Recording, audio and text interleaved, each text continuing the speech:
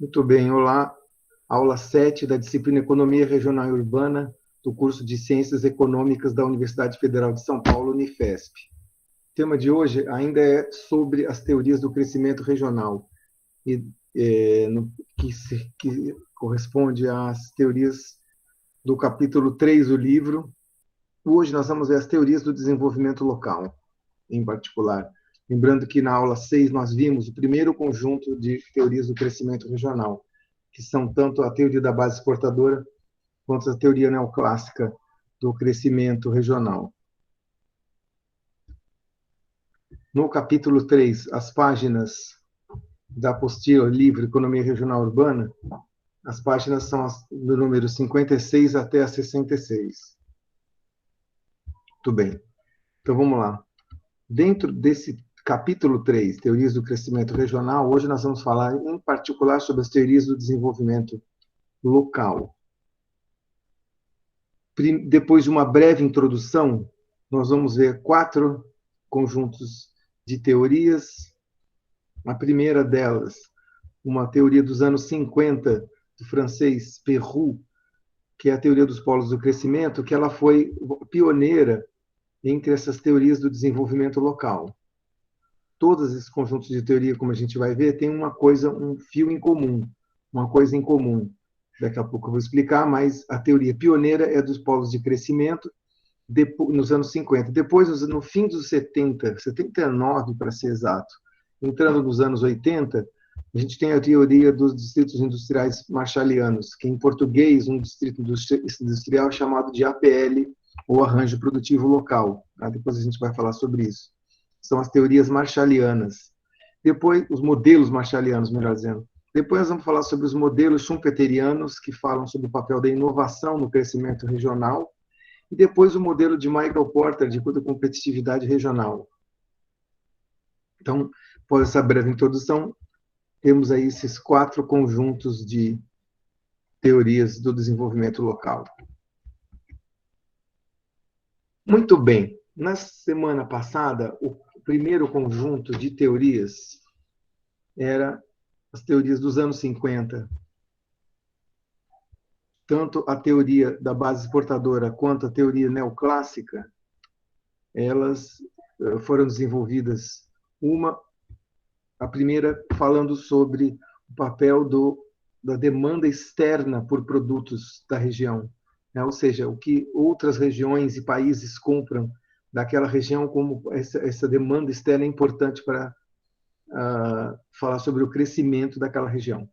Já a teoria neoclássica enfoca no papel da oferta de insumos, ou seja, a região ela pode se desenvolver devido aos insumos, a oferta de insumos e recursos que ela tem. O que elas duas têm em comum, além de ser o fato de que elas foram desenvolvidas nos anos 50? Na verdade, ambas olham a região como uma coisa uniforme, como uma coisa homogênea. Tá? Ou seja, São Paulo o estado de São Paulo, ele cresce, ele tem um PIB de 220 milhões de reais, por exemplo, na verdade, bem mais do que isso, sei lá, 20 bilhões de reais. A população é 60 milhões. Então, ou seja, é uma região uniforme que tem alguns parâmetros, alguns valores que determinam a região como um todo. Então, quando eu olho para a base exportadora, não existe diferença entre pontos ou partes daquela região. É uma região que exporta, por exemplo, calçados, ou uma região que exporta, sei lá, serviços de turismo, serviços de transporte portuário, etc, etc. É como se fosse uma coisa homogênea. Ela não tem, ela não como ela é homogênea a região, então não tem espaço para mostrar diferenças de crescimento regional dentro de uma mesma região. Ou seja, pensar que o estado de São Paulo existem regiões com mais crescimento, outras com menos crescimento, outras que têm um PIB maior, né? Outras que têm um PIB menor, ou seja, que na verdade a uniformidade dentro de uma região não existe, as regiões elas são desiguais. Só um minuto.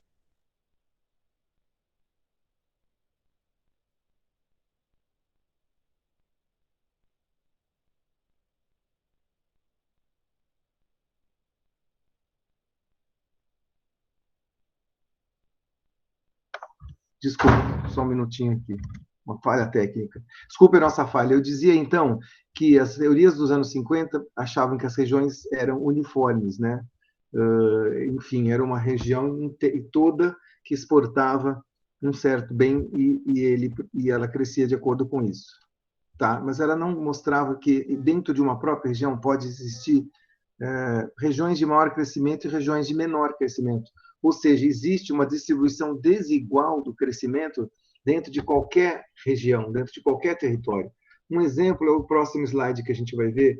Vou mostrar para vocês o PIB per capita dos 645 municípios do estado de São Paulo. Vejam vocês. Aqui no ano de 2012, eu mostrei o PIB per capita de cada um dos 645 municípios, medidos em reais por habitante. Então, aí eu dividi todos esses valores do PIB per capita de cada município e dividi em 5 grupos, né, 5 quintis, e sendo que esse branco são os municípios com menor valor de PIB per capita, ou seja, municípios que o PIB per capita cai entre R$ 7.130 e R$ 13.400, estão na faixa dos municípios marcados em branco. Depois, aqui em bege, entre 13.400 e 16.600. Nessa cor aqui do meio, marrom claro, entre 16.601 e 19.800. Depois, esse marrom médio, 19.800 a 26.800. E, finalmente, os municípios de maior PIB são os marcados em marrom escuro, que estão aí entre R$ 26.800 por habitante e 287 mil. Tá? Isso aqui é um trabalho que a gente fez, eu e o professor Marcelo Rocha, aquele professor de estatística do curso da economia, né? Então, nós mostramos aqui nesse gráfico que, de fato, se você pensa que São Paulo é um estado exportador de alguns produtos, né, uma região uniforme, a gente vê que não tem nada de uniforme, né? Existe aqui um eixo que vai desde aqui litoral até Campinas e alguns municípios, talvez até Limeira, um grande eixo onde você tem vários municípios com altíssimo valor de PIB per capita. O eixo também vem aqui para cá, para o leste, e também aqui na região do meio do estado, no norte do estado e no noroeste do estado. Já o outro oposto, os municípios de branco, se concentram no oeste do estado, no Vale do Paranapanema, no sul do estado, na região do Vale do Ribeira, no oeste do estado, no leste do estado, na divisa com o Rio de Janeiro, né? Então, são vários municípios de menor crescimento. Esses de maior crescimento, a gente percebe que estão ao longo aqui da rodovia, do complexo de rodovias Bandeirantes, que vai desde Imigrantes até, né, no litoral, até a cidade de São Paulo, depois segue pela Anhanguera, Bandeirantes e talvez até aqui o Washington Luiz, indo até Ribeirão Preto, São José do Rio Preto aqui. E os municípios em branco são os menos desenvolvidos em termos de PIB per capita. Então, isso mostra como a região não pode, e volta no slide, não tem como ser uniforme, né? As regiões elas têm uma distribuição desigual de qualquer variável, né? Das várias variáveis tem esse padrão. PIB per capita é uma delas. Então, o crescimento no território vai ter um crescimento desigual. Se você pegar um desses municípios, pega depois o município de São Paulo, que parece, né, que tem tudo marronzinho, o município de São Paulo vai ser um desses aí que está com PIB entre 26.800 reais per capita e 237 mil reais por habitante. Mas só que quando você olha para o mapa desse São Paulo, os bairros, você também vai ver uma distribuição desigual. Tem bairros com altíssimo PIB per capita e bairros com baixo PIB per capita. Ou seja, o que eu estou querendo dizer para vocês é que o crescimento regional ele é desigual, tá? Então, assumir que você pega uma região e ela se comporta de maneira uniforme é um problema das teorias dos anos 50, e daqui para frente as teorias vão assumir justamente o oposto, que existe uma distribuição desigual do crescimento em qualquer região, em qualquer território. Ou seja, o crescimento ele é diversificado, ou seja, não homogêneo, tá? De qualquer modo, qualquer parâmetro, qualquer variável, ela tem uma distribuição diversificada, tá? Muito bem. Agora, o interessante é que, assumindo isso, que o crescimento, daqui para frente estão assumindo que o crescimento econômico de uma região ele é diversificado por definição, então, como a gente mostrou até agora, isso pode se dar de duas maneiras. E as teorias que vão discutir esse crescimento regional vão cair ou aqui nesse primeiro ponto ou no segundo ponto. Ou seja, o crescimento ele pode ser diversificado exógeno e diversificado endógeno. Antes de explicar, vamos dizer que nesse primeiro conjunto é onde está a teoria dos polos de crescimento do Perroux. Já todas as outras teorias, que a gente vai falar, as outras, pelo menos 3 conjuntos de teorias, né? As teorias marshallianas, as teorias schumpeterianas e a teoria do crescimento do regional do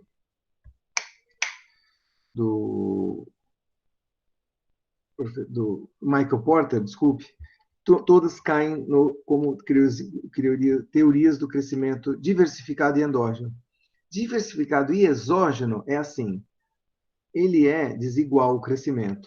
Então, tem partes que vão crescer mais e outras que vão crescer menos. O crescimento, ele vem de fora da região e é implantado dentro da região. E uma vez que ele é implantado, vindo de fora, isso que veio de fora vai fazer com que essa coisa exógena, esse elemento, por isso que fala exógena, né? Uma coisa que vem de fora, esse elemento vai fazer com que a região cresça. Então, esse elemento pode ser uma empresa motriz, uma grande empresa, uma multinacional. Por exemplo, quando você tem uma cidade pequena que recebe uma grande fábrica, aí, né?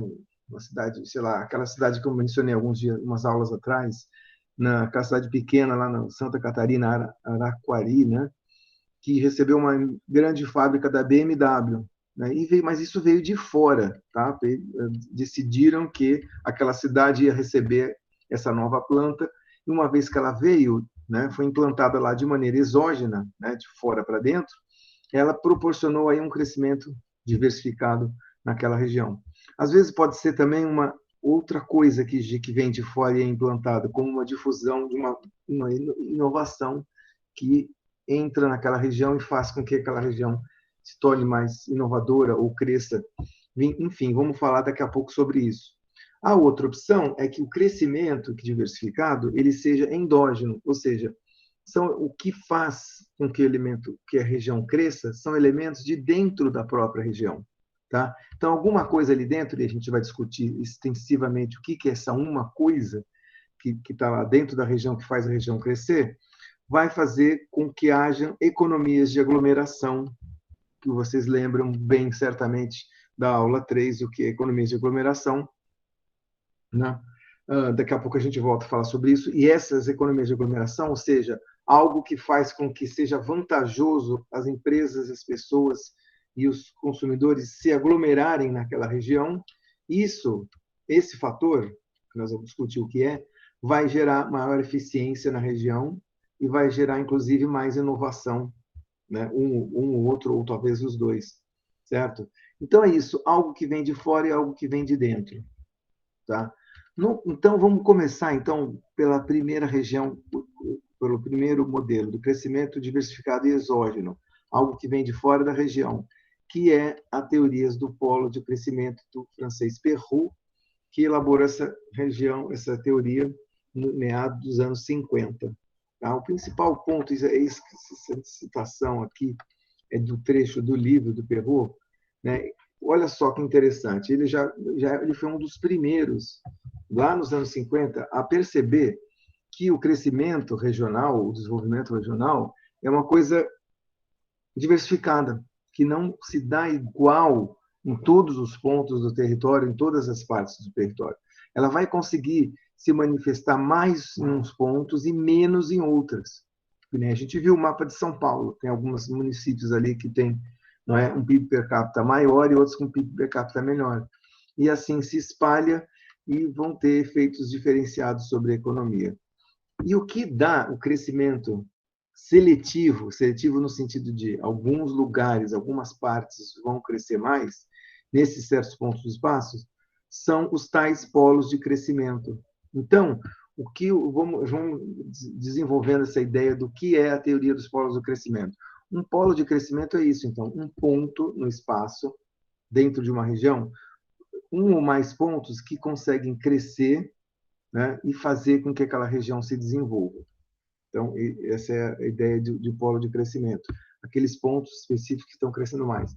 Por exemplo, sei lá, nos anos 50, lá na Via Anchieta, perto do sul de São Paulo, perto de São Caetano e São Bernardo, ali apareceram umas empresas de automóvel, ali surgiu um polo de crescimento ali, com essas empresas de automóveis, fizeram com que aquela região crescesse bastante.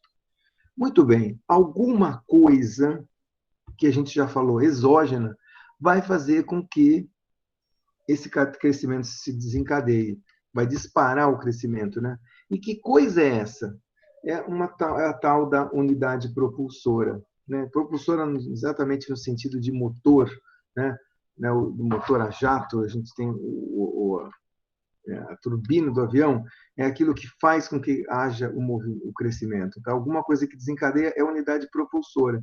Então, que tipo de unidade propulsora vai fazer com que um polo de crescimento se desenvolva, cresça ali, espalhe pelo seu entorno? Bom, 3 tipos, de acordo com o Perru, de unidades propulsoras.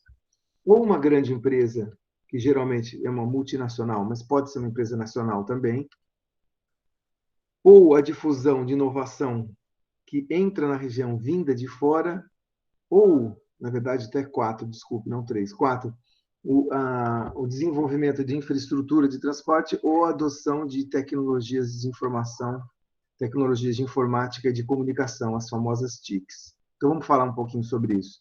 Então, essa unidade propulsora, primeiro delas, pode ser a empresa motriz, a unidade multinacional. Tá, aquela empresa, a BMW, que veio lá para aquela cidade pequena, perto de Joinville. É a empresa motriz, tá certo? Outra possível unidade propulsora pode ser uma inovação que é gerada num laboratório, em algum outro lugar, mas que é implantado ou colocado naquela região e a região começa a crescer por causa daquilo. Ou então infraestruturas de transporte, por exemplo, Guarulhos, quando decidiram que aquela cidade abrigaria um novo aeroporto internacional da região metropolitana de São Paulo. Tá? Foi implantada ali, vindo de fora a ideia, construíram, com investimentos específicos, uma infraestrutura importante de transporte, que é o Aeroporto Internacional de Guarulhos.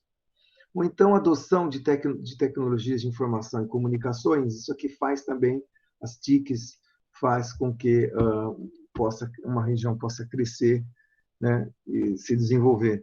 Então, essas várias coisas aqui que são chamadas unidades propulsoras, voltando ao slide aqui, é o que determina, né, a dinamismo do polo de crescimento. É o que determina a competitividade daquele polo de crescimento daquela região como um todo. Tá?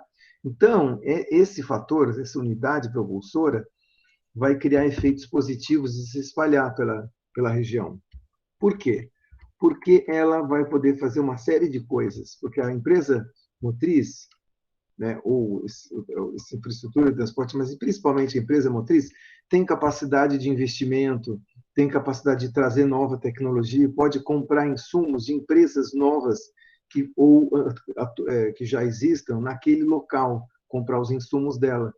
Então, é um efeito multiplicador, vou indo já para frente agora, é um efeito multiplicador à la teoria da base exportadora, né? Vocês lembram, né, da aula 6, como você tem né, um ou mais setores básicos naquela teoria que explicam que são os principais responsáveis pelo crescimento regional. E eles multiplicam o efeito. Como que é esse efeito multiplicador que dá tanto na teoria da base exportadora quanto aqui na teoria do polo de crescimento do Perru? O efeito multiplicador é assim, ó. Existem ligações dessa empresa motriz para frente e para trás. Para frente, com os seus clientes consumidores. Para trás, com os seus fornecedores de insumo. Ligações tanto de emprego, né, contratação de pessoas, quanto de renda, né, com capacidade de gasto. E essas ligações vão espalhando e aumentando a demanda não só do setor da empresa motriz, mas também dos setores ligados, direta e indiretamente. Então, diretamente, você tem aí as ligações para trás, por exemplo, dos insumos, mas também as pessoas gastam na economia da região, gastam comprando coisas do varejo, né? Comprando, sei lá, da farmácia, da padaria. Então, esses são efeitos indiretos.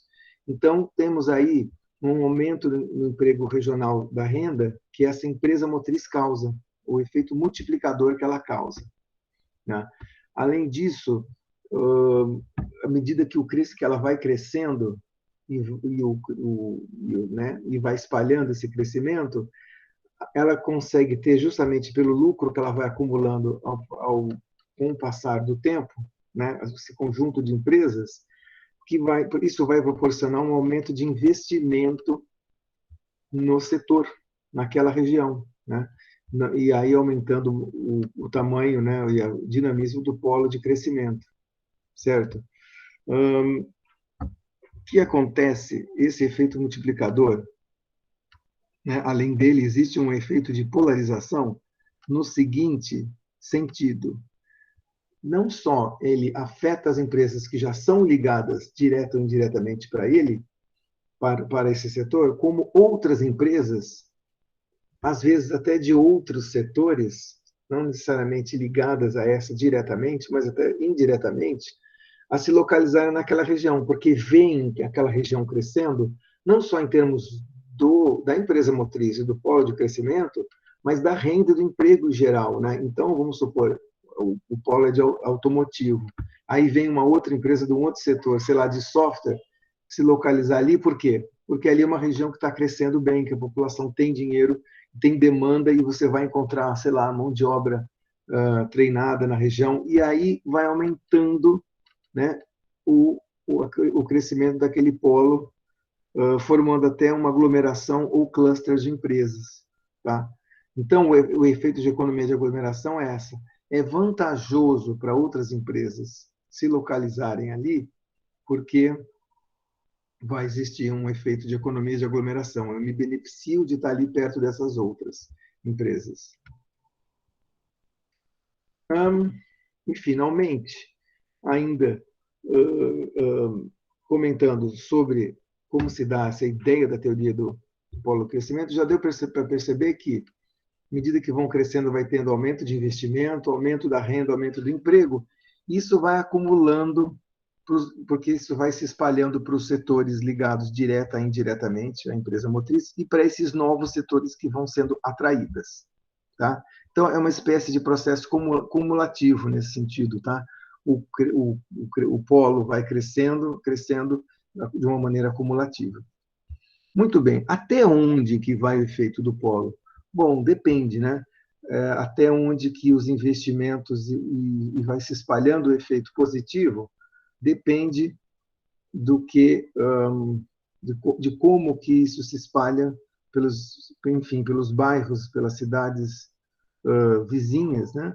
Pode às vezes espalhar mais ou menos, como por exemplo, não tenha dúvida que uma boa parte do crescimento das empresas na região, no município de São Paulo, se espalharam para outros municípios de São Paulo também, como os municípios do ABC.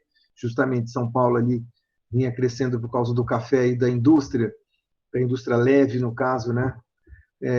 De têxteis, a indústria de alimentos, e isso acabou também, na hora que teve os investimentos no setor automotivo, atraindo empresas multinacionais, não para a cidade de São Paulo, mas para uma região vizinha, que era justamente o ABC, né?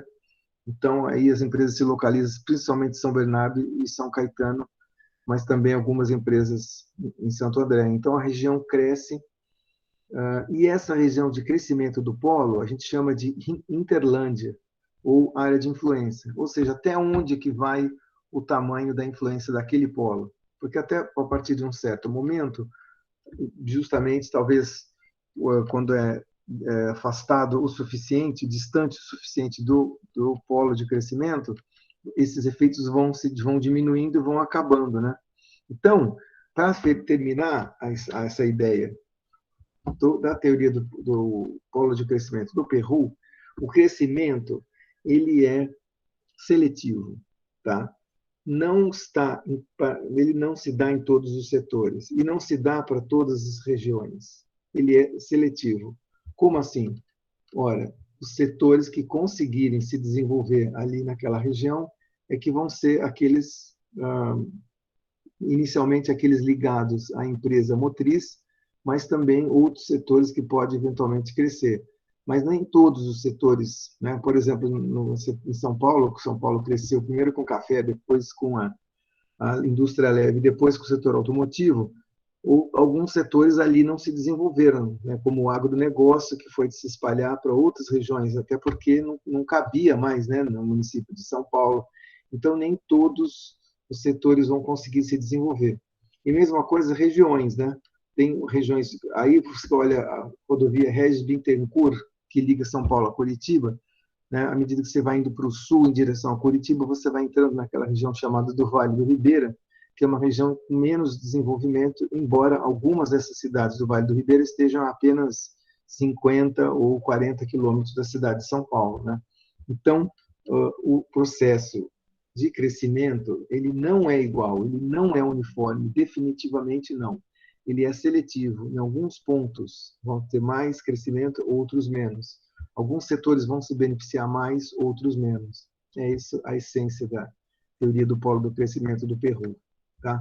O que é uma grande colaboração, já pensando nas outras teorias da semana passada, dos anos 50, que a gente falou, porque aquelas teorias falavam mais ou da demanda externa ou dos fatores da região, né? Aqui ele está falando, olha, verdade que é importante, mas o importante mesmo são esses setores, né, da empresa motriz, aquilo que você implanta lá, a infraestrutura que você investe na região, a inovação que você traz para a região, essas coisas é que geram o crescimento. Mas não vai gerar um crescimento uniforme, ele vai ser bem seletivo, vão ser alguns setores mais, umas regiões mais, outras menos. Tá? Então, essa é a essência da teoria do Peru, que foi, como eu vou dizer, complementada por o trabalho de Baudeville, 1964, no sentido de ele coloca 2 pontos, né, trazendo algumas dos conhecimentos novos da época, que é a ideia de aglomeração geográfica, a ideia de economia de aglomeração, ele define melhor e coloca na teoria do Peru, e também as relações de insumo e produto, porque lembre-se que quando se fala de um setor, esse setor tem ligações para frente e para trás, né? Com clientes e consumidores de um lado e com fornecedores de insumo do outro. E essas relações podem ser medidas através de compras e vendas, né, dos diversos setores, ou seja, modelo de insumo-produto, né, que é aquela matriz que mostra quanto que cada setor compra de cada setor e quanto que ele vende de cada setor. Então, são as principal complementação do Peru. Muito bem, como todas as teorias, elas não são perfeitas e completas, elas explicam muitas vezes alguma coisa a mais, né, do que outra teoria, a mais do que outra teoria, ou complementando outra teoria, e deixa a desejar em alguns pontos. Aqui, por exemplo, o Peru jamais conseguiu ou pôde explicar essa questão do fator exógeno. Ah, tá. Por que o fator exógeno se localiza ali? Porque, veja, a empresa motriz ela é importantíssima, é ela que vai fazer as ligações para frente e para trás e que vai dar o dinamismo da região, do crescimento da região, certo? Então, mas por que ela foi parar ali? Por que a empresa da BMW, no processo de gestão dela, já tendo decidido de montar uma fábrica no Brasil, por que foi escolher justamente aquele município, né?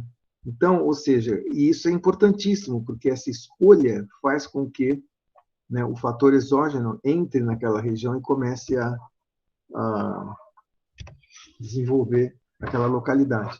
Se você for dar uma olhada lá na aula 2, na teoria contemporânea da localização industrial, a gente fala que 4 conjuntos de coisas afetam a localização das empresas e fazem com que, por exemplo, uma empresa queira ir para a região, né? Então, a gente falou sobre custo de transporte, mas também sobre insumos, sobre amenidades locais, atributos locais, né? E também sobre políticas de governo. Então, às vezes, um desses 4 pontos são exatamente o fator exógeno, e aí, para explicar, você tem que sair de Peru e pegar essa teoria contemporânea que eu acabei de mencionar da aula 2. Outra coisa, bastante comum, né? As empresas estão se aglomerando ali, mas vai se aglomerar para sempre, né? Ou seja, aquele círculo virtuoso, né, de atração de empresas, de aumento de emprego, de aumento de renda, aí chega uma outra empresa beneficiando de economia de aglomeração, isso aí vai ser para sempre, esse efeito positivo? Bom, o que a gente viu, já falamos um pouquinho na aula 3 sobre economias de aglomeração, que depois de um certo patamar, de um certo limiar, muitas vezes os efeitos de aglomeração, né, economias de aglomeração, viram deseconomias de aglomeração, ou seja, fatores como o aumento do preço dos insumos, principalmente do insumo terra, né, e outros fatores associados fazem com que comecem a surgir efeitos negativos. Tá? Então, por exemplo, beleza, em 1958, 59, 60, chegaram as empresas de automóvel no ABC, chegaram outras, chegaram e foram chegando.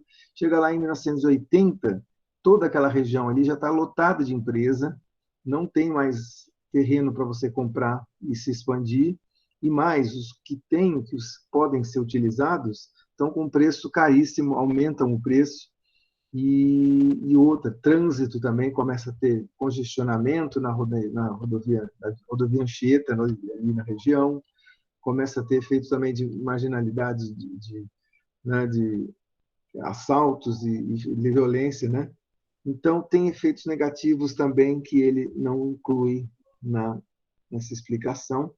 E outra coisa também é que ele nem toca na questão do capital ou mesmo na oferta de insumos, né? Principalmente os intangíveis, a ideia do conhecimento, aprendizado, capital humano, isso aí ficou de fora dessa explicação. Mas o importante dela é que ela reconhece, essa teoria dos polos do crescimento, que o crescimento, né, que pode se dar mesmo, sim, por conta de um fator, uma unidade propulsora, um fator né, que vem de fora e é implantado numa região, que esse crescimento ele é desigual, ele é diversificado, ele não se manifesta igual por todas as partes das regiões, e sim de maneira espalhada. Essa é a contribuição dessa teoria dos polos do crescimento dos anos 50. E aí, na sequência, surge duas explicações, dois conjuntos de explicações, duas visões, né, que bebem, entre aspas, aí, na teoria de Perroux, da ideia de que o crescimento é diversificado, mas vai explicar de um outro modo aquilo que fez com que o crescimento se desse de maneira desigual naquela região.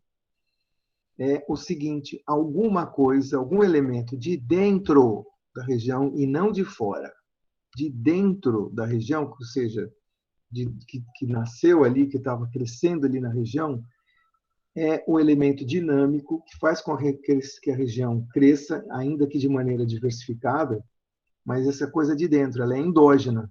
Tá? Então, essa coisa de dentro vai fazer a região crescer de tal modo que gerem positivas economias de aglomeração, que vai gerar economias de aglomeração naquela região e vai, então, aí atrair e desenvolver o crescimento.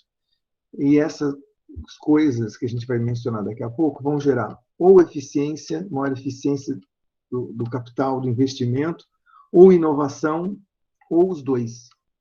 Tá? Então, o que acontece sobre eficiência e inovação?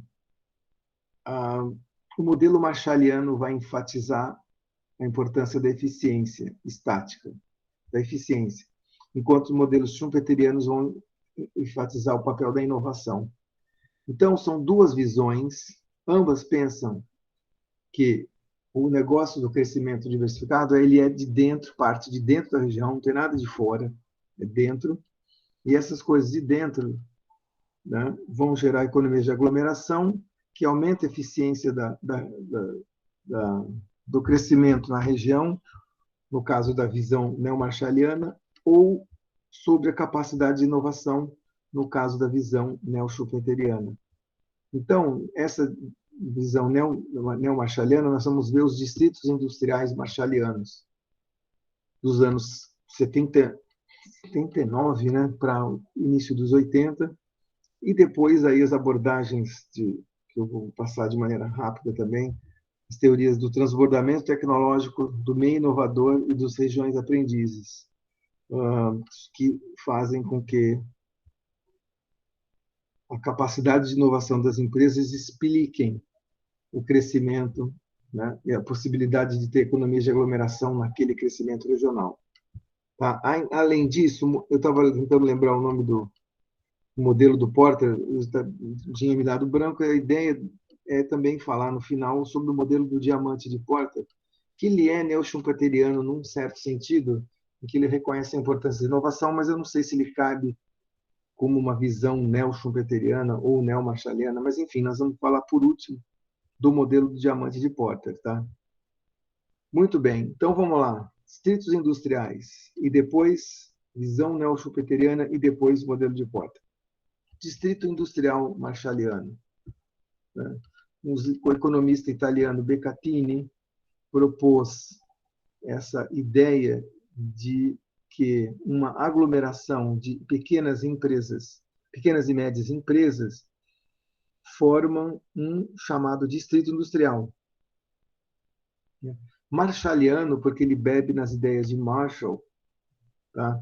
do início do século. Vocês devem ter visto a contribuição de Marshall numa das outras disciplinas de economia também, com certeza.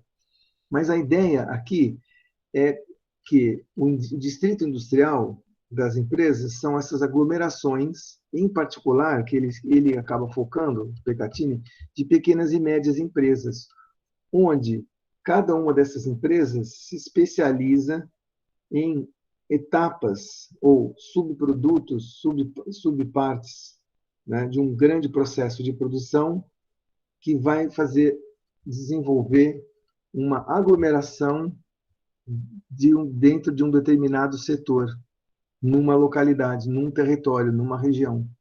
Por exemplo, na Itália tem um distrito industrial lá, marshalliano, na cidade de Prato, que fica na região toscana, e na cidade de Prato você tem várias empresas que dentro de um distrito industrial especializado, e aí especialização é a palavra-chave aqui.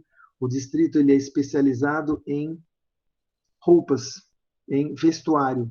Tá? Então, o distrito de Prato produz vestuário. E como que ele produz? Você pega uma grande empresa, uma tecelagem que faz aí milhares de roupas? Não. São várias pequenas e médias empresas que produzem as roupas. Por sua vez, os insumos para essas pequenas e médias empresas também são produzidos no distrito industrial. Tá? Então, fornecedores de partes da roupa, ou fornecedores de botão, ou fornecedores de linha, etc., produzem no mesmo distrito, né? E, em geral, empresas pequenas e médias. E essas empresas pequenas e médias, sozinhas, cada uma delas não tem muita capacidade sozinha de produzir ou de vender para um mercado internacional, mas, em conjunto, o distrito industrial forma uma grande aglomeração e vendem em conjunto um determinado produto. Como a gente vai ver aí, tem vários distritos especializados aí. E mesmo no Brasil também a gente tem essa ideia dos distritos industriais. Aqui a gente chama de APL, o Arranjo Produtivo Local, a gente já vai ver. Mas eu estava dando só um exemplo de aglomeração de empresas de vestuário na cidade do Prato, na cidade de Prato, na Itália, certo?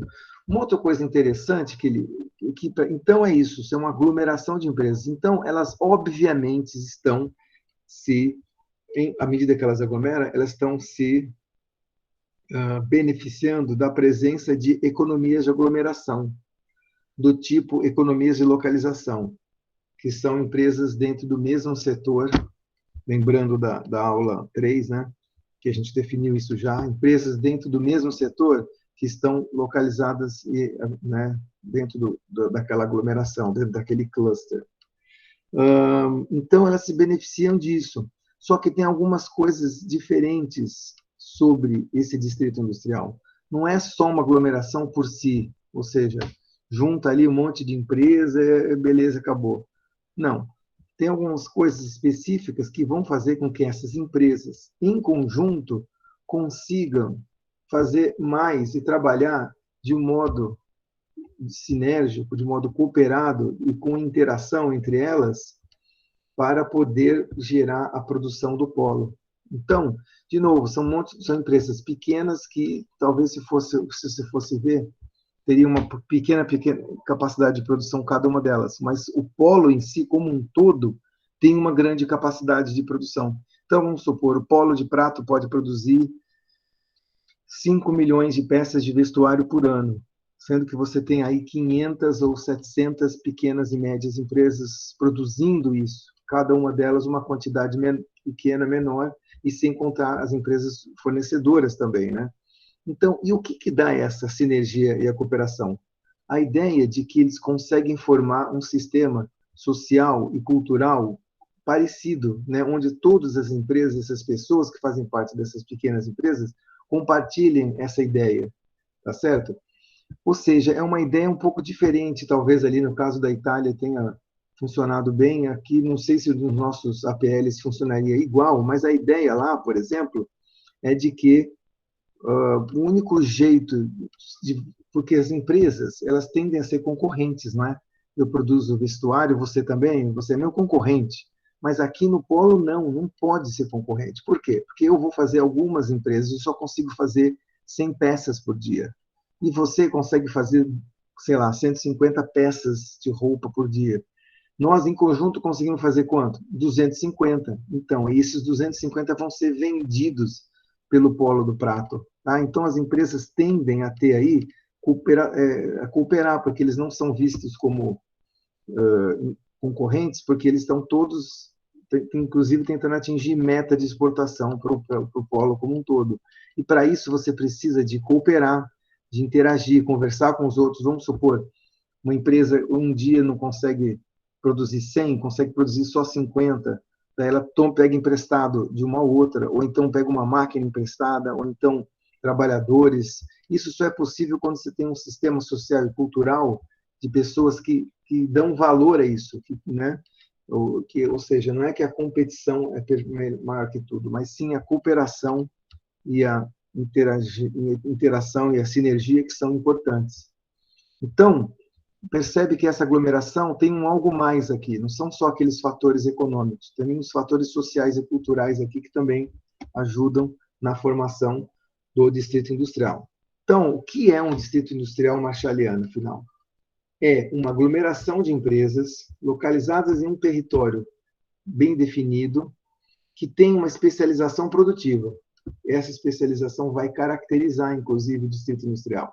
Distrito industrial de vestuário, distrito industrial de cerâmica, distrito industrial de automóveis de luxo, e assim por diante. Tá? Muito bem. Em geral, caracterizada por pequenas e médias empresas que têm várias ligações entre si, de vários tipos, não só de insumo-produto, tá? Não é só que eu compro de você e você vende para mim, etc. Não é só essa única ligação de produção, que é a mais típica. Você tem outras ligações de interação, de cooperação, de aprendizagem. Quer ver um exemplo? Bom, de cooperação eu já falei, né? Às vezes uma empresa ajuda na produção da outra quando uma não consegue atingir uma meta. Para isso, as empresas precisam interagir. Outra coisa também, quando, principalmente em moda, em vestuário, o tipo do produto muda muito, né, de uma estação para outra. Esse ano todo mundo usa camisa verde, limão, laranja, amarelo. No ano seguinte todo mundo vai usar roupa mais cinza, mais azul, não é? Então, quando mudam as tendências da moda, as empresas precisam mudar de acordo. E aí elas precisam também interagir entre elas, o fornecedor, o concorrente que, na verdade, trabalha junto. E a questão do aprendizado, né? Muitas vezes, nesses polos de distrito industrial, uma pessoa sair e trabalhar na outra empresa não é considerado uma grande coisa, tipo, foi trabalhar para o concorrente. Não, ele foi aprender lá no concorrente. Depois ele pode até voltar para a minha empresa, ou não, ou ficar por lá, ou então montar sua própria empresa. Então, são esses fatores sociais aí, políticos até eu diria também, né, que servem em alguns países, em outros não, esse modelo, além, óbvio, dos fatores econômicos, né? Porque, lembre-se, aglomeração, economia de aglomeração, tem várias coisas que fazem com que haja economia de aglomeração. Daqui a pouco a gente vai ver algumas delas. Mas relembrando, né? Compartilhar insumos, compartilhar maquinário, compartilhar infraestrutura, mão de obra, né? Proximidade de fornecedor com comprador, assim por diante. Mas então, o interessante é que aqui, diferentemente do que a gente pensa na aglomeração normal, no distrito industrial tem isso. Você tem ligação de produção, certo? Mas não só de produção. Também ligações de interação, de cooperação, de aprendizagem, por conta de todos esses tipos de fatores aqui. Na literatura aqui no Brasil, a gente não usa muito o termo distrito industrial marshalliano, não. Aqui a gente costuma chamar de APL, Arranjo Produtivo Local. Eu coloco aqui, porque muitas vezes aí vocês vão ver esses textos aí falam do arranjo produtivo local, que é o nosso distrito industrial marshalliano do Beccatini, né? Do exemplo da Itália. Muito bem. Também aparece aqui, no distrito industrial, o que a gente falou desde a teoria da, da demanda externa e do Perroux, agora há pouco, né, dos polos de crescimento, que existem essas ligações para frente e para trás entre empresas, e essas ligações são importantes, não tenha dúvida, e geram, sim, economias de aglomeração. Por quê? Porque eu quero estar próximo, até para poupar custo de transporte, até para poupar, para poder ter interações entre compradores, né, empresa com comprador e empresa com fornecedor.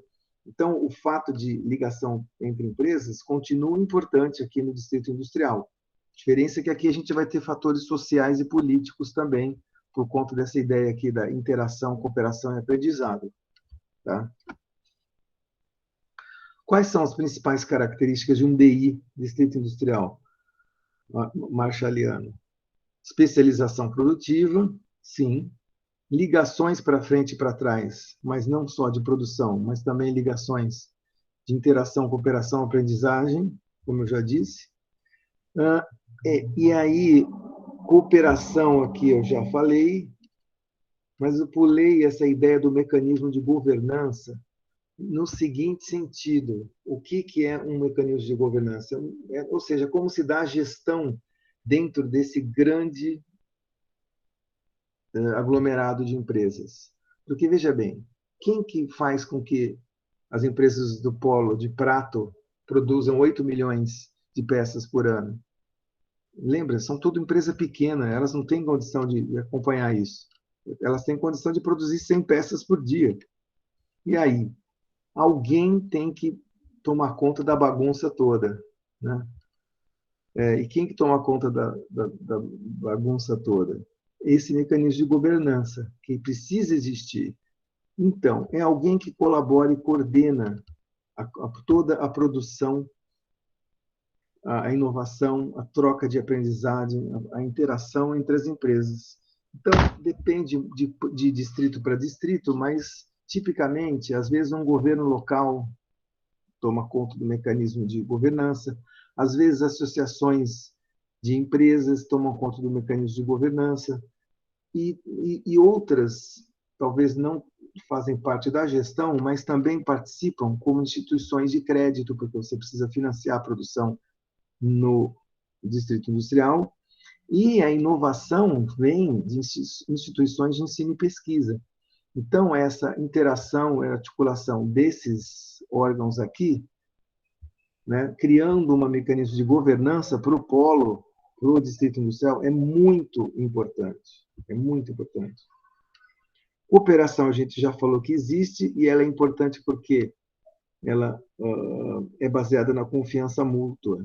Tá? Então, se eu coopero com o meu concorrente, é porque eu acabo confiando nele, que se hoje eu ajudei ele, amanhã ele vai me ajudar também. Tá? Ambiente inovador. As teorias do Distrito Industrial Machaleno mencionam o papel da inovação, embora essa aparece com mais força no modelo do neo-schumpeteriano, que a gente vai falar depois, tá? Mas aqui também que haja inovação é importante. Por quê? Porque o produto, dentro de uma empresa grande, a gente sabe que existe um departamento de P&D, que tá de pesquisa e desenvolvimento, que está sempre antenado, e o departamento de gestão estratégica também, né? Antenado nas mudanças, como que o mercado está indo, como que a gente pode melhorar os produtos, enfim. Aqui, quem que faz isso no polo? Né? A inovação ela é produzida de maneira conjunta. Também entra nesse mecanismo de governança, mas a inovação aqui, ela talvez não seja enfatizada o suficiente, mas ela é importante porque os produtos mudam. Né? Então, enfim, lembro que as roupas mudaram de cor, num ano é cores mais claras e no outro mais escuras, né? Alguém tem que ajustar, né, a bagunça toda, ou seja, ajustar de modo a que todas as empresas agora vão trocar, e para isso você precisa de inovação na produção também, até para poder competir com quem? É esse que é o negócio. As empresas dentro do DI, Distrito Industrial, elas não competem entre si, mas elas competem com outras grandes empresas de outras regiões e de outros países e com outros polos. Tá? Então, sei lá, aqui no Brasil tinha um polo de têxtil em Americana, que ainda tem, mas diminuiu bastante de tamanho, mas sempre existiu um polo de empresa de vestuário na cidade de Americana. Essa daí compete certamente com o polo de prato, que deu o exemplo que eu andei falando aqui, né? Que mais? Quais mais características? Isso eu já falei, que são pequenas e médias empresas. Então, vai ter aquela ideia de economia externa de escala, tá? As economias de localização, que nós falamos na aula 3. E, finalmente, o papel das relações socioculturais é muito importante. Meu caro, se não existir uma cultura que permite vínculos e mecanismos de governança, não tem DI que vá para frente. Não tem como.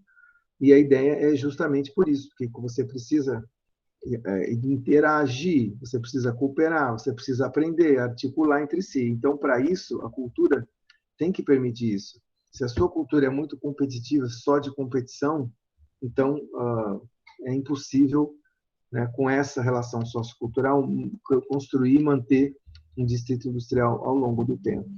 Então, essas aqui são as principais características do distrito industrial. O que é, então, uma aglomeração que é um distrito industrial? É quando existe proximidade espacial entre as empresas, né, a questão do custo de transporte, elas estão próximas, mas elas estão próximas também socialmente.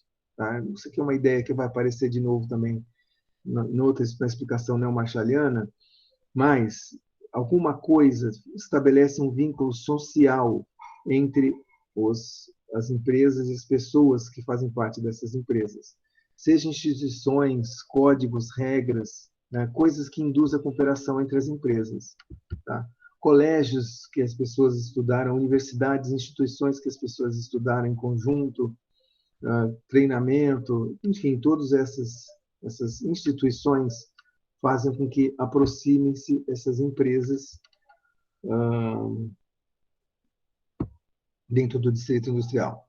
Concentração de pequenas empresas, já mencionamos isso, e especialização em algum produto, como já falamos sobre isso também. Tá? Mais 2 pontos sobre a teoria dos distritos industriais. Agora sim, lembra que a gente falou aqui atrás, que tinham fatores econômicos, políticos e sociais dentro do distrito industrial? Os fatores econômicos são basicamente 2: existência de economias de localização e existência de economias de escopo. Economias de localização, vamos lembrar, que são aquelas coisas que fazem com que as empresas se aproximem, se aglomerem, melhor dizendo, dentro do mesmo setor. Que fatores econômicos seriam esses? São esses três aqui. Aliás, na aula 2 sobre economia de aglomeração, isso aqui também aparece, pode dar uma olhada lá. Mas a ideia de que especializar é bom porque eu obtenho ganhos, consigo economia, justamente ter uma escala e me especializando. Então, ao invés do polo de prato querer fazer vestuário, querer fazer automóvel, querer fazer cerâmica, não tem condição de fazer tudo. Então, ele se especializa e obtendo esses ganhos de especialização, ele vai poder vender, né, e se concentrar mais nesse produto. A redução geral do custo de transporte, porque fornecedores, clientes, ligações para frente e para trás, estão todas próximas, se as empresas estão próximas, você poupa em custo de transporte. E também custo de informação. Quando você está próximo um do outro, você troca informação de maneira mais rápida, mais eficiente, inclusive permitindo que as empresas possam fazer inovação, né? Trocando, por exemplo, o tipo de produto de uma maneira mais rápida. Então, a economia de localização é o principal fator econômico que faz com que existam distritos industriais. E um outro ponto também é a economia de escopo. Não sei se vocês lembram da diferença de economia de escala para economia de escopo. Economia de escala é isso aqui, né? A economia de escala externa é a economia de localização, ou seja, o que as empresas se beneficiam estando próximas uma das outras. Economia de escopo era como que a gente se beneficia produzindo produtos diferentes, ou seja, tendo uma maior diversificação de produtos. Tá? Então, aqui, mas espera aí, como assim maior diversificação de produtos? Diversificação de produtos dentro da especialização.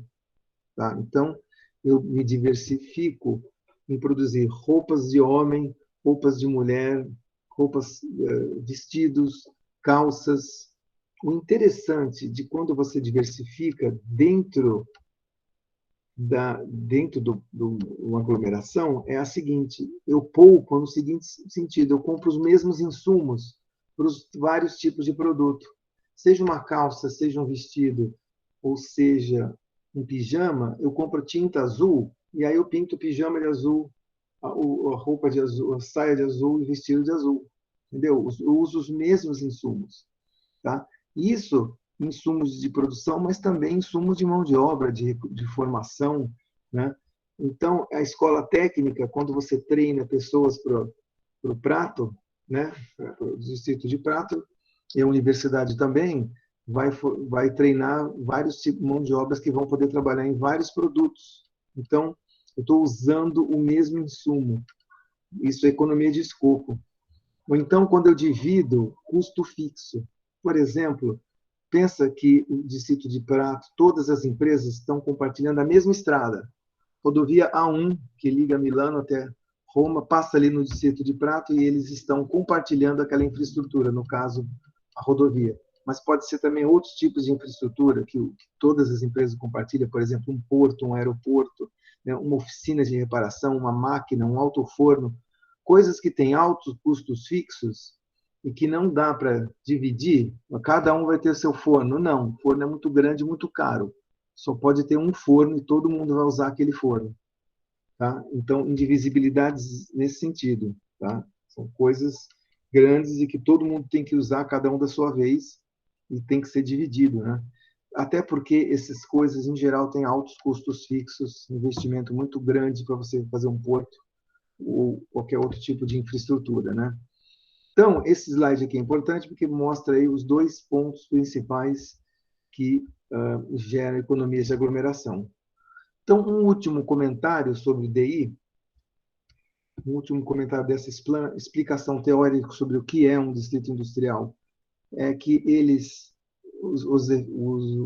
a presença, né, a existência desses distritos industriais permitem que haja redução no custo de produção, redução no custo de transporte, melhora do uso dos fatores da produção e um aumento na capacidade de inovação por conta desses vários outros fatores que estão aqui, que eu não vou mencionar de novo porque foi discutido aí ao longo dos slides anteriores. Isso aqui é meio que um resumo, né? Ou seja, um DI ele faz sentido que exista essa aglomeração entre essas empresas por conta de todos esses benefícios finais que vão existir, né? Ou seja, redução no custo de produção, custo de transação, eficiência dos fatores de produção e melhoria na capacidade de inovação. Muito bem. Então, essa é a ideia, tá, de uma teoria que explica o crescimento regional de maneira diversificada e endógena, ou seja, todos esses fatores que vocês estão vendo aqui são de dentro da região, não tem nada de fora que foi implantado, são fatores de dentro, e dessa maneira, todos esses fatores vão permitir, né, que as empresas se beneficiem de economias de aglomeração, né, e gerando, assim, uma maior eficiência na produção por conta de todos esses produtos, esses tópicos aqui mencionados. Redução no custo de produção, redução no custo de transação, aumento na eficiência dos fatores de produtos e aumento na capacidade de inovação. Ok. Colocado isso, eu quero dar alguns exemplos para vocês de DIs da Itália e de alguns países do Brasil. Coloco os APLs na página seguinte. Tá? A Itália, que foi um exemplo interessante, e durante muitos anos foram estudados aí esses DIs marshallianos, começando por aquele trabalho do Becattini de 79, que eu falei agora, uns minutos atrás, porque na Itália surgiu um polo de crescimento muito grande na região centro e nordeste da Itália, cheia de polos, cheia de distritos industriais. Tá? E esse conjunto, essa grande região aqui, foi chamada de Terceira Itália, né? Terza Itália. Mas por que Terceira Itália? Ela é a contrapartida da Primeira Itália e da Segunda Itália. A primeira é a Itália das empresas grandes. Tá? Fiat, Olivetti, coitado, nem existe mais, Alfa Romeo, Lamborghini, Ferrari, todas as empresas grandes, né, da Itália. A segunda Itália seria as empresas estatais da Itália também, Telecom TIM, né, Telecom Italia Mobile, e outras empresas estatais também, como a empresa de luz, que inclusive está em São Paulo agora, né, a empresa italiana de luz, empresas de utilidade pública, seriam, então, a diferença, a primeira e a segunda Itália são empresas grandes. Nesse centro-nordeste surgiu, espalhadas pelo país, né, nessa região chamada Terceira Itália, vários distritos industriais extremamente especializados. No caso do setor têxtil, inclusive, surgiram 2 polos, né? Além do de Prato, que foi mencionado, também na cidade de Carpi, você vê aí um polo especializado em têxtil e vestuário. E aí outros polos, né? Um de couro em Arzignano, um polo de cerâmica em Sassuolo, em Vicenza, polo de móveis em Manzano, equipamento biomédico em Mirandola, maquinário em Bolonha. Inclusive, em Bolonha tem uma das empresas de automóveis de luxo, né, lá em Bolonha também, provavelmente ligado a essa questão do maquinário também, embora aqui seja um DI de empresas pequenas. E o DI de mecânico em Módena. Nos outros países também surgiram, no caso do Reino Unido, o M4, no caso dos Estados Unidos, não só o Vale do Silício, mas também a Rota 128 em Boston, são os 2 casos mais interessantes. No caso específico do Vale do Silício e da Rota 128, são aglomerações ou distritos industriais de empresas de alta tecnologia. Tá? Então, todas as empresas de alta tecnologia importantes dos Estados Unidos estão lá, né, aglomeradas no Vale do Silício. E no caso do Brasil, os nossos DIs, que aqui são chamados de APLs, tem aí vários casos de APLs, e eu vou mencionar para vocês alguns deles apenas. Existe aí uma grande gama de APLs, não vou chamar de DI aqui, não, vou chamar de APL, Arranjo Produtivo Local, de empresas a principal característica é que são aglomerados de pequenas e médias empresas nessas cidades aqui. Por exemplo, em Franca tem um polo de sapatos, em Campinas de software, tanto Recife quanto Florianópolis abrigam um polo de games, empresas produtoras de games, a PL de Imóveis em Votuporanga, mas eu também posso mencionar São Bernardo do Campo, têxtil em Jaraguá do Sul, mas também em outras regiões do Brasil, como Americana em São Paulo, também no estado do Rio Grande do Sul, no Rio Grande do Sul, e depois essas empresas, algumas delas se moveram para o Ceará, aí depois um polo de lingerie em Nova Friburgo, agricultura industrial familiar no Vale do Taquari, no Rio Grande do Sul, e cajucultura em Picos, no Piauí. São alguns exemplos. Até que ponto que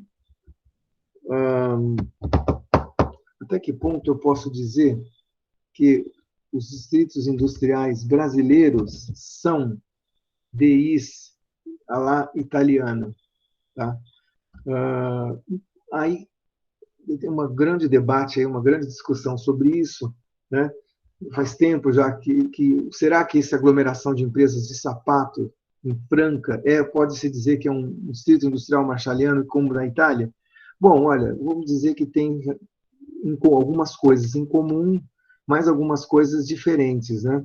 Então, esse APL aí de Franca, a gente tem sim uma sequência, uma grande concentração de pequenas e médias empresas produzindo sapatos e que exportam, que vendem para outras regiões, mas talvez aquela questão da cultura, né, das interações, da cooperação entre as empresas, talvez exista um pouco menos, né? Também o mecanismo de coordenação, ou melhor, governança do polo aí de Franca, vai ser um negócio mais solto, mais livre, mais assim, talvez tocado pela Associação Comercial e Industrial de Franca, né, a CIF, né, que meio que faria um pouco desse papel, mas muito diferente da questão da Itália.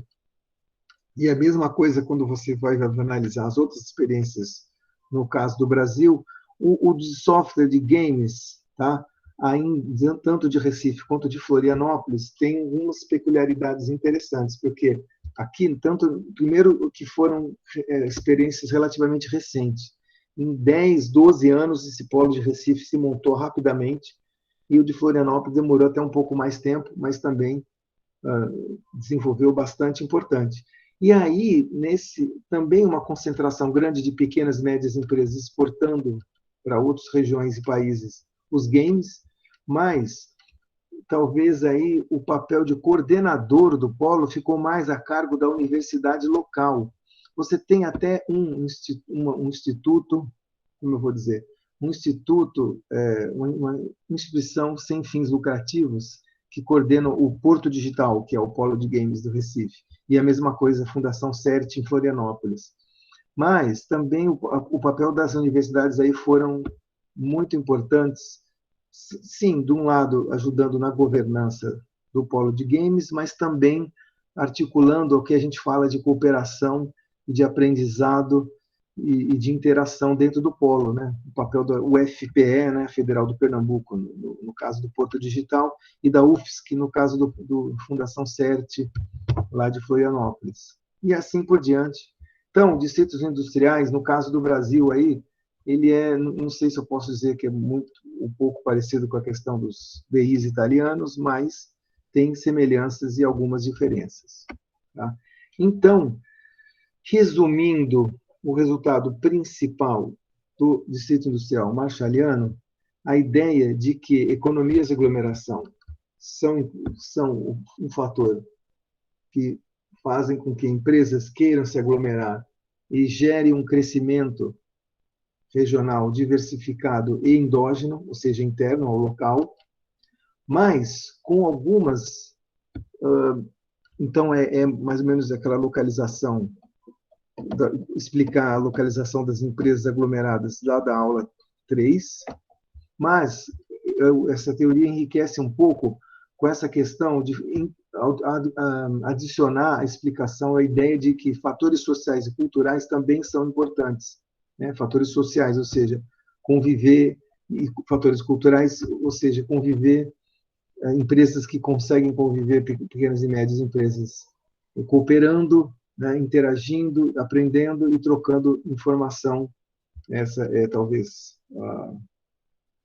um fator bastante importante, né, da, da teoria. E o fato de que fatores endógenos, ou seja, tudo isso é dentro da região. Tá? Então, não tem como. Então, é uma explicação diferente daquela explicação para. Ah, lembra da fábrica do BMW na cidade pequena de Santa Catarina? Aquilo é uma outra história. Aquilo ali realmente é uma fábrica grande que foi implantada de maneira exógena na região e fez crescer. Aqui é uma outra história. Aqui são coisas de dentro, ou seja, os italianos, a cultura local, o sistema de educação, a, a, a ideia de poder interagir, poder cooperar, é uma coisa que tem dentro daquela cultura local. Isso permitiu permitiu com que o polo pudesse se desenvolver, né? Mas outras coisas também aparecem, como o empreendedorismo, a ideia de você criar um negócio, né? De poder desenvolver sua empresa independente e não necessariamente ser um funcionário de uma grande empresa, da primeira Itália ou da segunda, e não, você é um empresário na terceira Itália. Tá? A ideia de empreendedorismo aqui. Muito bem. E por que, que essa teoria não é perfeita, como todas as outras? Bom, primeiro, que ela não coloca, não toca na ideia dos fatores exógenos, é realmente explicação endógena aqui, de dentro, fatores de dentro. Pode ser, se tiver alguma coisa de fora, não fala. Concorrência, não fala. Infelizmente, não fala. E aí, um parênteses aqui, viu, gente? Becattini, 79. Anos 80 e 90, essa teoria aí estava no auge, né, funcionando, que era uma beleza, a explicação da terceira idade. Aí chega os anos 2000, 2010. Quem que aparece grandão anos 2000, 2010? China. A China, ela a partir dos anos 2000, ela liga aquele grande, como é que chama aquilo? Aquela de, máquina de aspirador de pó, ela liga o grande aspirador de pó de empregos, sugando todos os empregos do mundo. Como que foi possível? Porque ela, com os custos baixíssimos, começa a se tornar interessante para produzir lá qualquer coisa, inclusive produtos têxteis do Polo de Prato. Então, vocês não sabem o que aconteceu. Foi uma barbaridade. Né? O Polo de Prato estava competindo com a produção de vestuário da China, sendo que a China era baratíssima. E depois começou a ter, né, produção em outros locais também, como Vietnã, Bangladesh. Resultado, o Polo do Prato começou a ter dificuldades de competir internacionalmente com preços tão baixos. E aí começou a perder produção, começou a empresa a fechar. E eu vou te contar uma coisa, eu fui para a Itália em 2014 e, enfim, conversei lá com os professores, na época que a gente foi lá visitar, sobre essa questão aí. E justo naquela época, eu morei em 2018, mas 4 anos antes eu fui passar lá para justamente começar a fazer essa pesquisa que eu desenvolvi com eles, com os professores da Itália, da Universidade de Gênova, e a ideia de que Prato estava sangrando e que sabe o que estava acontecendo? Chineses estavam comprando uma boa parte dessas empresas do Prato e aí aquela coisa da cultura, né, daquele tecido social e cultural interno começa a, né, dar problemas também. Não sei como é que está hoje agora depois da pandemia, imagino que não deve estar muito bem, mas então é uma teoria que não fala de nada da questão da concorrência, né? Ele explica bem o funcionamento interno aí através desses fatores endógenos, beleza? Mas e a concorrência? O que mais? É uma teoria que não fala tanto da questão da dinâmica da inovação e do crescimento do distrito industrial. Tanto é que, depois dos anos 2000, os vários DIs italianos começam a fazer água, porque eles, né, eles cresceram, beleza, começaram a perder competitividade e aí começaram a concorrer com outros distritos industriais e outros grandes produtores de outros países do mundo, em principal China, né? E aí, outra coisa também é que não tem muitos, para quem gosta de econometria, não tem quase nada de trabalho de econométrico nessa área aqui. Tudo estudo qualitativo, sabe, estudo de caso? Até porque como você vai medir econometricamente essa variável aí social e cultural, né? Fica bem difícil. Então, enfim, para quem gosta de estudo quantitativo, não gosta dessa teoria dos distritos industriais marshallianos. Beleza, vamos falar agora do modelo schumpeteriano, que é o seguinte: basicamente, é a mesma coisa, ou seja, alguma coisa gera economia de aglomeração e esses elementos melhoram, fazem com que a aglomeração de empresas seja mais eficiente e mais inovativa. Então, aí que entra essa visão schumpeteriana, que ela vai concentrar na questão da inovação. Lembrando que a inovação é o que dá o dinamismo no longo prazo. Enquanto o DI marshalliano fica muito no curto prazo, fica pensando, hoje tira foto do funcionamento daquele DI, mas o que vai fazer com que o DI sobreviva ao longo do tempo? Justamente o elemento dinâmico, qual seja capacidade de inovação. Então, se as empresas não conseguem inovar, como que elas vão competir depois, da hora que tiver uma concorrência? E não deu outra, né? Quando os chineses chegaram, né, muitos distritos industriais marshallianos sofreram para competir com a China, etc, etc. Então, como introduzir inovação nessa discussão que eu acabei de falar para vocês? Eu até mencionei meio en passant, porque não falava-se muito de inovação, mas agora o modelo schumpeteriano, o papel da capacidade de inovação é importantíssimo. Então, vamos ver essas três abordagens aqui, mas antes, deixa eu definir o que é um polo tecnológico, né? Não sei se vocês ouviram falar em parque tecnológico, que mesmo em Santos andaram criando um parque tecnológico do município de Santos. A ideia era justamente fazer isso aqui que vocês estão vendo aqui, embaixo do slide, ou seja, criar um conjunto de empresas que criem produtos inovadores. Produtos inovadores. Só que não é um negócio, como eu vou dizer, que nasce de maneira endógena, mas sim uma intervenção planejada. Embora alguns polos tecnológicos, como o Vale do Silício, ele até nasceu de maneira espontânea, a maior parte dos polos tecnológicos foram intervenções de governo, falando assim, vamos criar aqui um conjunto de empresas que são inovadoras, que geram produtos de alta tecnologia. Então, vamos ver então como que é essa ideia da capacidade de inovação, como que isso faz com que haja economias de aglomeração. Bom, tem três pontos aí que vão nos ajudar a entender o papel da inovação, né? O papel da inovação no crescimento regional endógeno. Tá?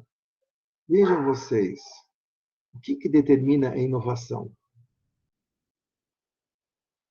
De acordo com as visões, com os modelos neo-schumpeterianos. O que faz com que gere inovação?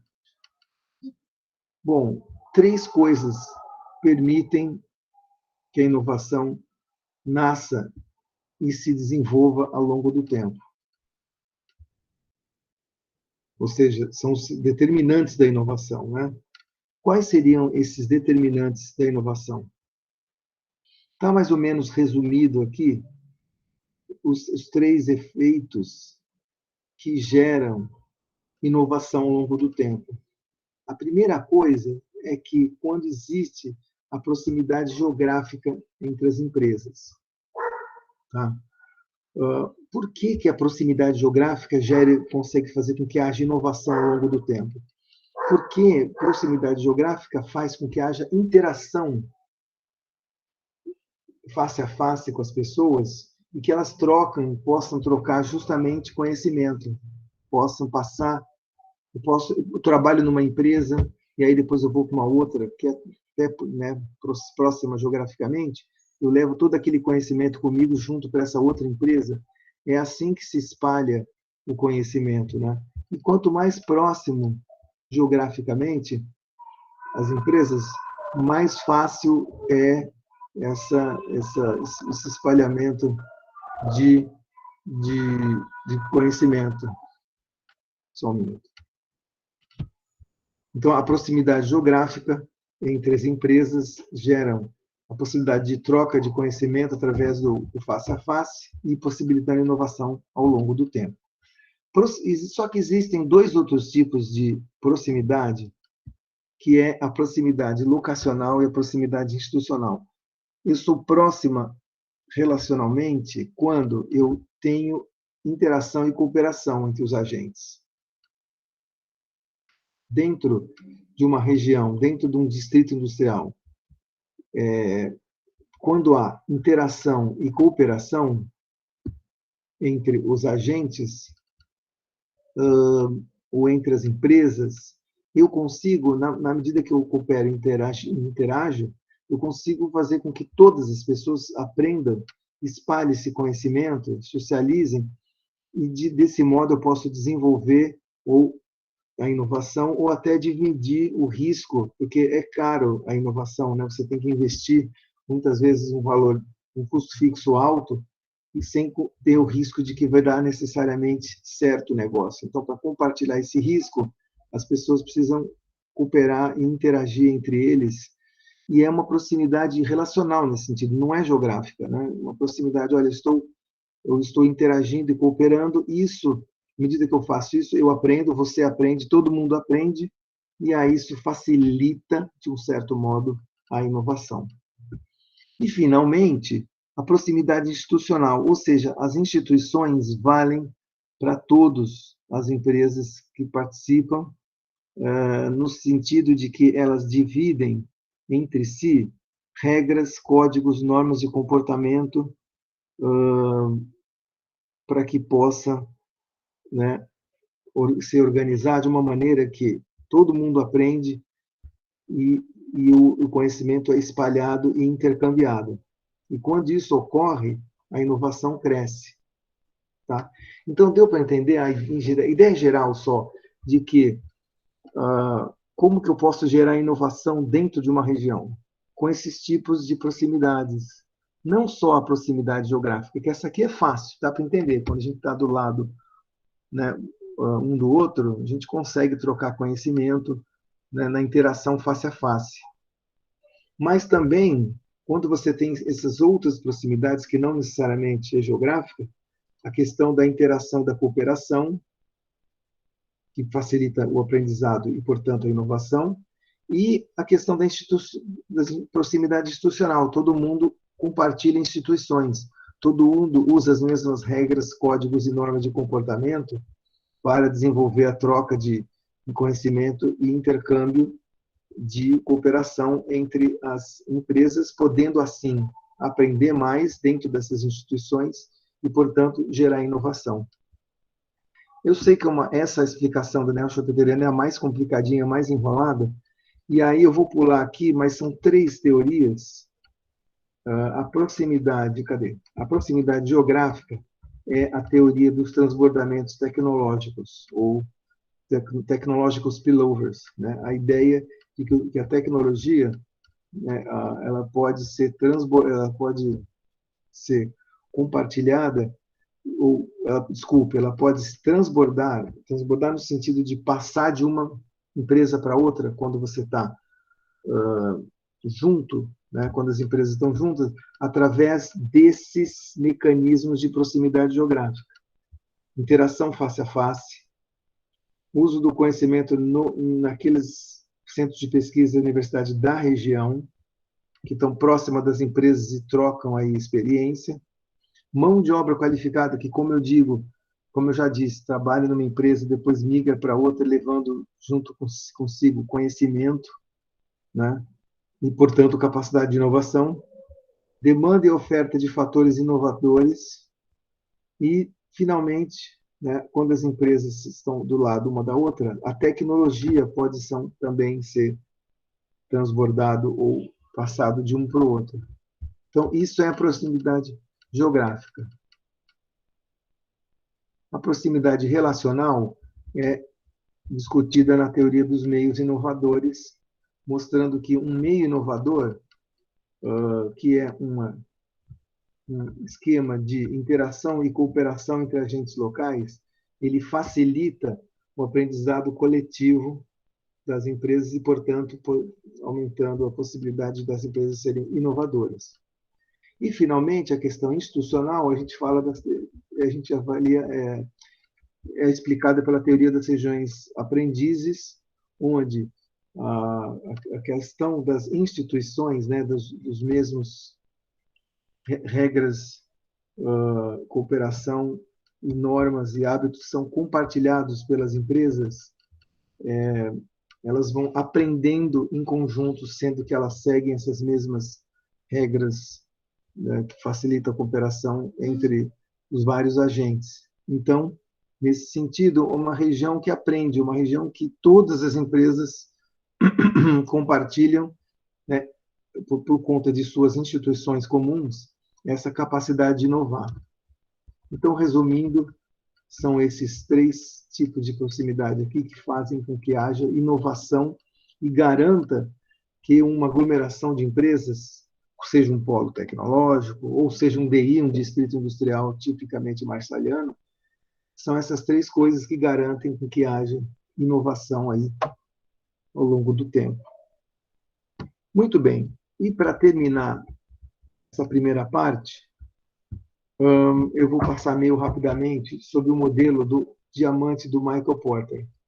A ideia é que, assim como a gente está tentando explicar crescimento regional, Porter ele mostra, ou tenta, pelo menos, propor que 4 conjuntos de coisas sejam responsáveis pela competitividade de uma região e que fazem com que uma região cresça ao longo do tempo, tanto de maneira, né, tanto a eficiência das empresas quanto a capacidade de inovação das empresas. E essas 4 coisas são os fatores, a demanda, as indústrias relacionadas e a estratégia, estrutura e rivalidade das empresas. Essas 4 coisas, elas formam um diamante assim, ó. Fatores, demanda, indústrias correlatas e estratégia, estrutura e rivalidade. Ou seja, essas 4 coisas fazem com que uma região seja competitiva. Por fora, nós temos 2 fatores que afetam essas 4, o diamante de Porter, de acordo com ele. De acordo com ele, essas 4 coisas dão a competitividade regional. E, por fora, o acaso e o governo, seja qual esfera for, também afetam cada uma dessas 4 coisas e, portanto, indiretamente afetam a competitividade. Então, é isso, é uma espécie de diamante, né? 4 coisas: fatores, demanda, indústrias relacionadas, estratégia, estrutura e rivalidade do setor, afetadas pelo acaso e pelo governo. Vamos ver cada um deles. Vamos começar pela condição dos fatores. A condição dos fatores é um negócio, é a dotação de recursos de uma região. Detalhe, ele fala, essa região, essa análise do Porter serve tanto para países como para regiões. Então, você vê na disciplina de economia internacional, a gente fala sobre o diamante de Porter também, porque é a competição entre os países, né? Mas aqui, no caso do regional, eu também trago e apresento, porque os recursos é parecido com aquela ideia lá na economia internacional dos fatores do modelo Heck-Schroling, ou seja, eu consigo produzir e exportar os produtos que usem os fatores que eu tenho naquela região. É mais ou menos isso quando ele fala de condição de fatores. A única diferença é que aqui os fatores não é capital e trabalho, ou capital, trabalho e terra, e sim todos esses tipos aqui de fatores. Recursos humanos, recursos físicos, recursos de conhecimento, recursos de infraestrutura e recursos de capital. Tá? São todos esses 5 conjuntos de setores, de fatores, perdão. E esses fatores eles podem ser especializados ou não. Por exemplo, recursos humanos pode ser uma mão de obra mais qualificada ou não, né? Os recursos físicos podem ser naturais e matérias-primas. Capital, a gente pode falar de capital de vários tipos, né? Capital financeiro, mas o capital de risco, né? O capital venture capital, né? Que é o capital utilizado para projetos de maior risco. Enfim, conhecimento gerado nos centros de pesquisa e universidades também é super importante, e a infraestrutura nos seus vários tipos, né? Seja infraestrutura de estradas, rodovias, etc., ou infraestrutura de energia, telecomunicações, saúde, etc. E um ponto que o Walter menciona também, e eu vou passar meio rápido também nesse ponto aqui, é que esses fatores, né, é um dos pontos que explica a competitividade regional. Só que tem os fatores mais importantes do que outros, ou seja, existe uma hierarquia. Os fatores básicos são menos importantes, e os fatores avançados são mais importantes dentro dessa ideia do Porter aqui. Além disso, ele diz que alguns fatores são ou generalizados e outros são especializados. Ou seja, uns são generalizados, servem para qualquer setor. Então, uma rodovia, um porto, serve para, sei lá, uma infraestrutura importante para produzir, para exportar, sei lá, um automóvel, mas também para exportar um computador, ou, né, uma mão, que seja uma fruta diferente, bem diferente, né? E já outros fatores são bem específicos, né? Por exemplo, o conhecimento de banco de dados é um conhecimento muito especializado para a área de software, né? Para a área de automóvel não vai ajudar em nada. Muito bem. Então, primeiro ponto, fatores. Questão da demanda agora. A demanda também é importante, que você tenha uma demanda puxando aí a competitividade. Não tanto assim na ideia da teoria da demanda exportadora, né? O papel da demanda exportadora, a demanda aqui no sentido de que a demanda local, se ela tiver qualidade ou não, vai afetar a competitividade da região. Então, por exemplo, uma demanda que é exigente, tá? Exige produtos inovadores, exige produtos sofisticados. A tendência é que naquela região, com uma demanda assim, você tem uma produção que tem que ser justamente se adaptar a esses pontos, e por conta disso, que as empresas acabam estimuladas a inovar, a ter criatividade, a ter qualidade nos produtos, né? E poder, inclusive, competir globalmente com outras. Então, nesse sentido, uma demanda boa, exigente, sofisticada, pode fazer com que, né, a produção local se adapte nesse sentido, né? Que mais? Indústrias correlatas de apoio é o que a gente costuma chamar aí de ligações para trás, tá? Ou seja, as empresas que são fornecedoras de um determinado setor. Aqui ele não explica muito, não, em detalhe, como é isso, mas o fato de que a presença de fornecedores na mesma região que você, a presença dessas indústrias correlatas, ligadas, né, seja importante eu ter acesso a insumos mais barato, com menor custo de transporte, mais rapidez, etc. Então, é como se essa proximidade geográfica que a gente mencionou agora há pouco, ela, entre fornecedores e usuários, existisse, né? Então, nesse sentido que a indústria, aí as indústrias correlacionadas, que é isso aqui, também seja importante no diamante. E agora, finalmente, estratégia, estrutura e rivalidade das empresas, que é uma questão mais da área de gestão. Um parênteses, Michael Porter não é economista, ele é justamente da área de administração de empresas. Então, esses fatores de concorrência, rivalidade, estrutura, estratégia, ele traz para essa análise que vai ser mais usado na teoria da competitividade das regiões aqui, né? Então, é uma contribuição interessante, porque ele traz essa visão aí de gestão de estratégia, né, da competição dentro das empresas. E ele menciona que é importante que haja rivalidade, um ambiente de concorrência numa região, justamente para fazer com que as empresas construam estratégias que visem, né, lidar com essa concorrência. Uma coisa é você não ter concorrência nenhuma, outra coisa é você ter bastante concorrência, e aí as empresas precisam se adaptar a essa concorrência, mas justamente se você não tem a competição, aí a concorrência fica mais a tendência é que haja uma acomodação, esse é o ponto. Então, rivalidade é importante para melhorar o ambiente de concorrência.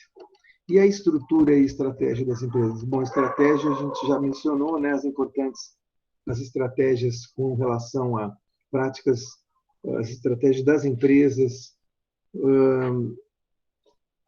de concorrência, mas também estratégias com relação às práticas gerenciais, aos objetivos, qualidades da empresa, comprometimento dos trabalhadores, todo esse tipo, toda essa visão estratégica é importante também para o crescimento regional.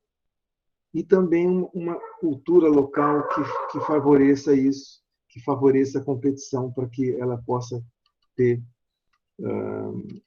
enfim, que a empresa possa ter dentro da região um apoio para poder competir melhor e continuar crescendo, né?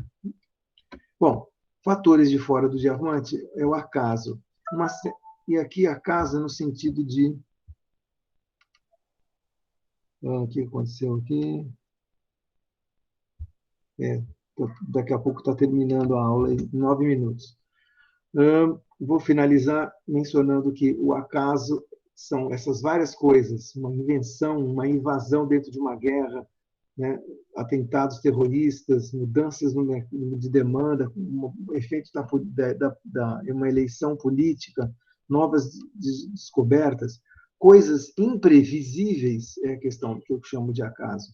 Coisas imprevisíveis, elas podem afetar o diamante, aqui o acaso, né? Pode afetar tanto os fatores quanto a demanda, quanto a estratégia, quanto as indústrias. Então, a gente coloca a questão do acaso aqui por conta disso, que essas coisas não previsíveis podem afetar a competitividade de maneira casual, que a gente não consegue saber.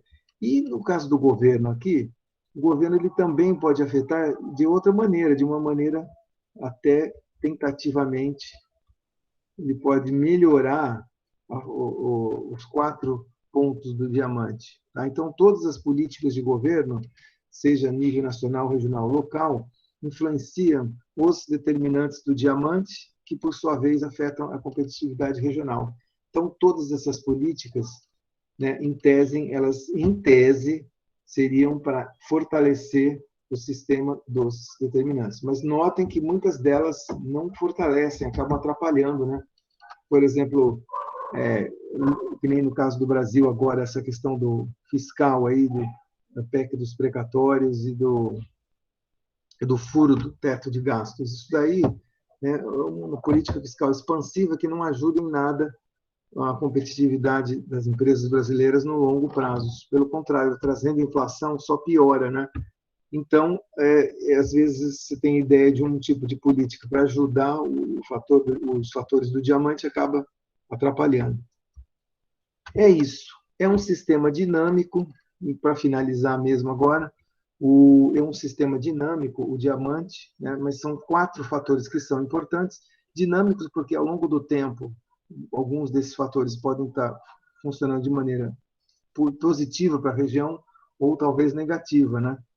Então, a ideia do Porter aí, com esse modelo, é apontar para coisas que possam afetar a competitividade de uma região ao longo do prazo, ao longo do tempo, de modo que os seus agentes, né, privados, consumidores, possam se adaptar ou possam contribuir para melhorar a competitividade da região, mas também o papel do governo, ele ressalta, né, como um papel do governo pode ser negativo ou positivo, mas que pode influenciar. Então, aí a ideia é de você tentar ter melhores práticas de política pública para escolher. Escolha nessas políticas públicas para que elas possam afetar de maneira positiva o diamante do Porter. É isso, então, termina por aqui essa primeira parte. Essa aula 7